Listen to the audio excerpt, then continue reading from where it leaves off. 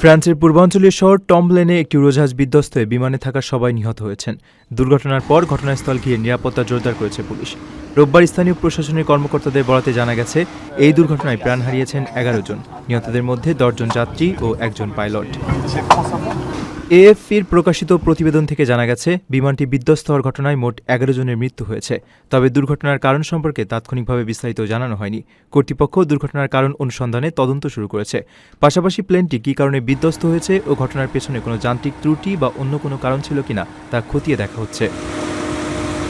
স্থানীয় সংবাদ মাধ্যম বিএফএম জানিয়েছে, দুর্ঘটনার পর মুহূর্তে মোজেল বিভাগের বিমানবন্দর সংলগ্ন এলাকা এড়িয়ে চলার জন্য সাধারণ মানুষকে অনুরোধ করেছে পুলিশ। স্থানীয় প্রশাসনের তথ্য অনুযায়ী বিমানটি একটি প্যারাশুট প্রশিক্ষণ স্কুলে ছিল। দুর্ঘটনায় পাইলট সহ বিমানে থাকা 10 জন যাত্রী সবাই নিহত হয়েছেন। নিহতদের মধ্যে 5 জন প্রশিক্ষণার্থী এবং 5 জন প্রশিক্ষক ছিলেন বলে জানিয়েছে প্রশাসন।